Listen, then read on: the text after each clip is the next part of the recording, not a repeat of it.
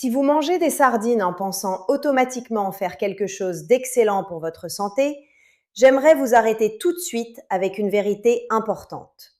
Les sardines peuvent être un aliment merveilleux après 60 ans. Vraiment merveilleux.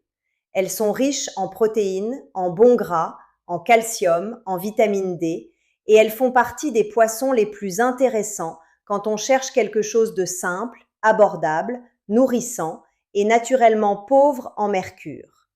Mais voici le piège. Beaucoup de personnes gâchent une partie de leurs bienfaits sans même le savoir. Pas parce que les sardines sont mauvaises, mais parce qu'elles les choisissent mal, les conservent mal, les préparent mal, ou les mangent d'une façon qui leur fait perdre précisément ce qui les rend si précieuses. Je m'appelle Isabelle Moreau. J'ai 63 ans.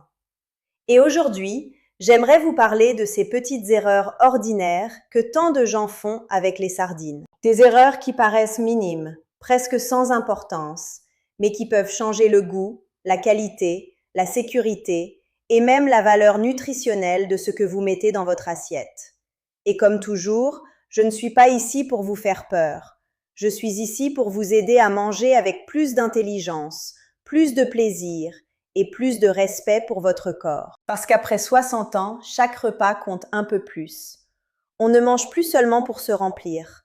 On mange pour soutenir le cerveau, le cœur, les os, les muscles, la mémoire, l'énergie, la stabilité, l'autonomie. Et quand un aliment aussi simple qu'une boîte de sardines peut faire partie de cela, autant apprendre à en tirer le meilleur. La première erreur que je vois très souvent, c'est jeter les arêtes. Je comprends parfaitement ce réflexe. Avec les gros poissons, les arêtes peuvent être gênantes, pénibles, parfois même dangereuses. Alors on suppose que ce sera pareil ici. Mais les sardines en conserve ne fonctionnent pas comme un gros poisson entier servi à table. Le processus de préparation les rend tendres.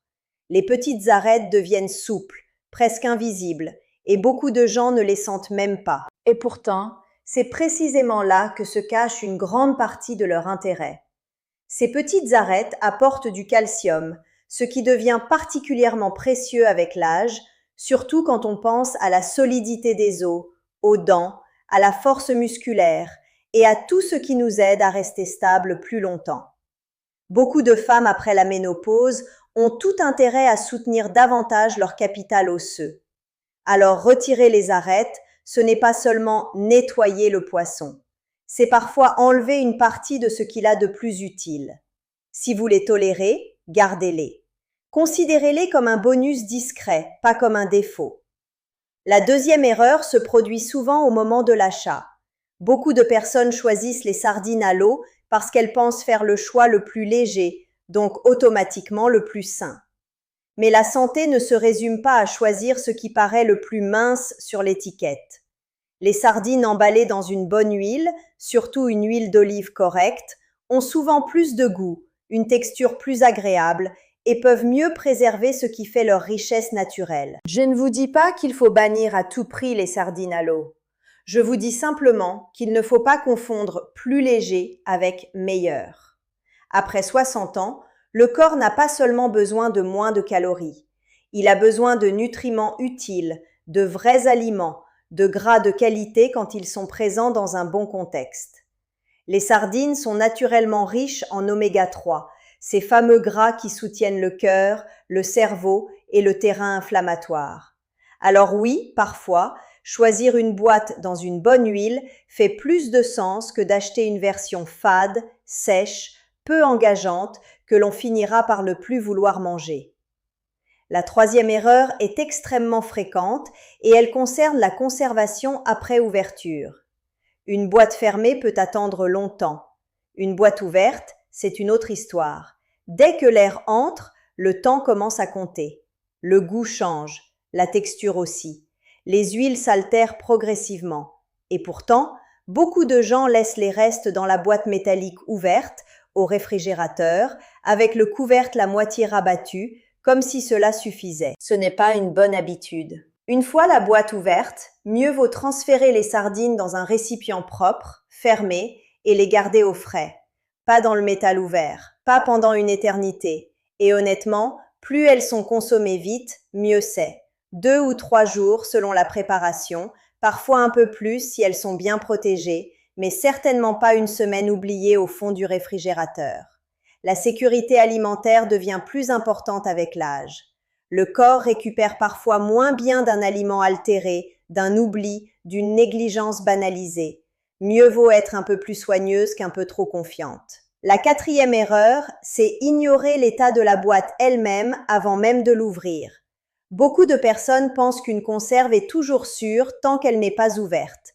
Mais une boîte bombée, rouillée, qui fuit, très cabossée au niveau des soudures ou abîmée de manière suspecte n'est pas quelque chose avec quoi on discute.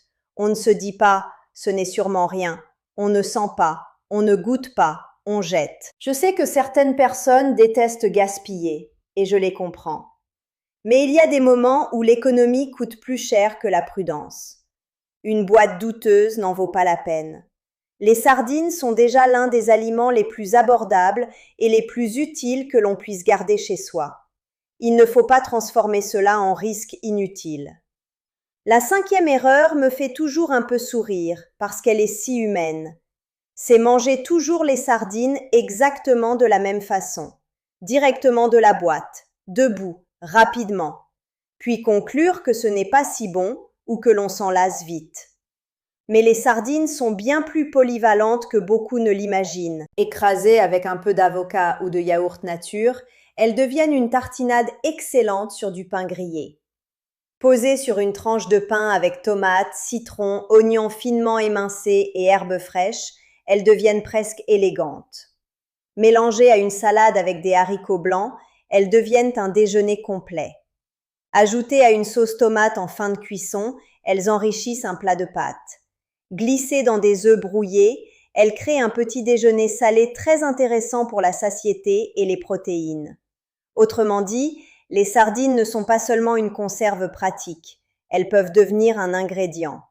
Et cela change tout. Parce qu'un aliment que l'on sait varier a beaucoup plus de chances de rester dans la vie. Or, ce qui soutient vraiment la santé, ce n'est pas un bon repas une fois de temps en temps. C'est la répétition tranquille de choix utiles. La 6e erreur, c'est croire que toutes les sardines se ressemblent. Beaucoup de gens goûtent une boîte, n'aiment pas, et concluent que les sardines ne sont pas faites pour eux. Mais toutes les marques, toutes les origines, toutes les préparations n'ont pas le même goût. Certaines sont plus fermes, d'autres plus fondantes, certaines ont un goût plus net, plus propre, d'autres sont plus fortes, certaines sont excellentes dans l'huile d'olive, d'autres en sauce tomate, d'autres encore paraissent sèches et peu aimables. Autrement dit, si vous n'avez pas aimé une boîte, vous n'avez pas forcément rejeté les sardines. Vous avez peut-être simplement rejeté cette boîte-là. Et je trouve cela très important, parce que tant de personnes passent à côté d'un excellent aliment à cause d'une mauvaise première expérience. Donnez-vous le droit d'explorer un peu, une autre marque, une autre origine, une autre sauce, une autre texture. Il y a souvent plus de nuances qu'on ne l'imagine dans ces petites boîtes. La 7e erreur concerne les associations dans l'assiette. Les sardines sont riches, marines, savoureuses, parfois assez puissantes. Elles ont donc besoin de contraste. Elles aiment le citron, elles aiment les capres, elles aiment la tomate, elles aiment le vinaigre doux, elles aiment les légumes croquants, elles aiment les herbes fraîches comme le persil, l'aneth, le basilic. Elles aiment tout ce qui apporte de la fraîcheur et de la vivacité. En revanche, les noyer sous des sauces très lourdes, trop grasses, trop crémeuses, trop sucrées, ce n'est généralement pas leur rendre service. On se retrouve alors avec quelque chose de trop riche, trop compact, parfois moins digeste. Et après 60 ans, la digestion compte. Le plaisir compte aussi. Le corps aime les repas qui nourrissent sans écraser. La 8e erreur est plus fréquente qu'on ne le croit.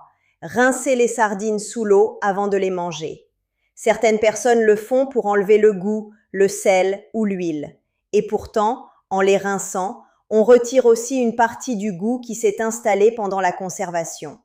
On abîme souvent la texture, on casse le poisson. Et surtout, on ne règle pas aussi bien qu'on le pense le problème du sodium, parce qu'une partie du sel est déjà dans le poisson lui-même. Si votre souci est le sel, il vaut mieux choisir une version moins salée au moment de l'achat, ou alors réduire le sel ailleurs dans le repas. Si votre souci est le goût trop fort, il vaut mieux jouer sur les accompagnements: citron, herbes, tomates, crudités, vinaigre léger. Rincer la sardine, c'est un peu comme effacer une partie de ce qui fait son identité, sans réellement corriger ce qui vous dérange le plus. La 9e erreur, justement, c'est de rejeter les sardines en disant qu'elles sont trop poisson. Là encore, je comprends. Si l'on n'est pas habitué au goût marin, cela peut sembler fort au début. Mais la vraie question est souvent ailleurs. Est-ce une bonne boîte? Est-elle fraîche? A-t-elle été bien conservée? Est-elle mangée seule, sans rien, dans un mauvais contexte? Parce qu'une bonne sardine, bien choisie, bien servie, avec un peu de citron, des herbes, des légumes croquants ou une belle tomate, peut devenir beaucoup plus agréable que ce que l'on imaginait. Le palais s'éduque, les goûts changent avec l'habitude, et très souvent, ce qui semblait trop fort la première fois devient ensuite quelque chose que l'on recherche. Alors avant de condamner définitivement les sardines, essayez-les autrement. Donnez-leur un meilleur décor, un meilleur équilibre, une vraie chance. Et enfin, la 10e erreur, celle que je trouve à la fois très logique et très dommageable, c'est jeter toute l'huile de la boîte comme s'il s'agissait simplement d'un liquide sans valeur. Là, j'aimerais apporter de la nuance.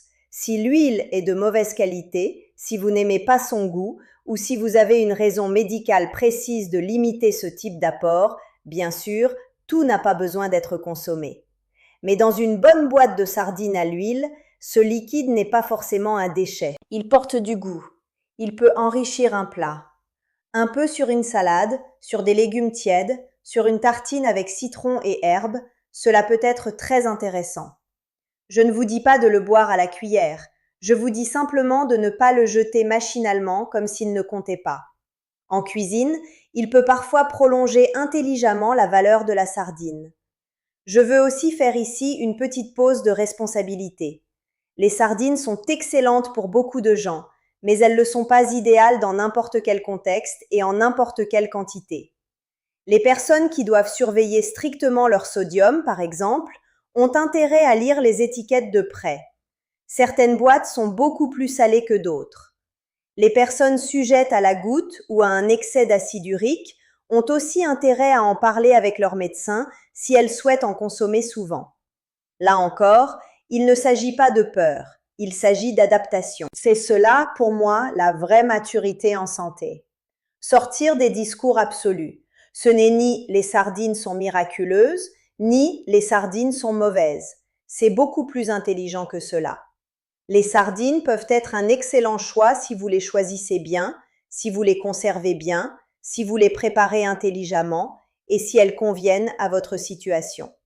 Alors, si vous deviez retenir une seule chose aujourd'hui, j'aimerais que ce soit celle-ci. Ne laissez pas de petites erreurs vous priver d'un si bel aliment. Gardez les arêtes si vous les tolérez. Choisissez des préparations de qualité. Respectez la conservation après ouverture. N'ignorez jamais une boîte abîmée. Variez les usages. Testez plusieurs marques. Donnez-leur les bons partenaires dans l'assiette. Ne les rincez pas machinalement. Et ne les rejetez pas trop vite parce qu'une première expérience vous a déçu. Parce qu'après 60 ans, nous avons besoin de plus d'aliments vraiment utiles, pas de plus de confusion. Nous avons besoin de simplicité, oui, mais d'une simplicité intelligente. Et les sardines peuvent en faire partie. Une simplicité nourrissante, une simplicité abordable, une simplicité qui soutient les os, les muscles, le cerveau, le cœur et même cette sensation si précieuse de bien manger sans se compliquer la vie. L'âge n'est que le début. Et parfois, le début d'une santé mieux soutenue tient dans une petite boîte que l'on apprend enfin à choisir, à ouvrir, à préparer et à apprécier comme elle le mérite.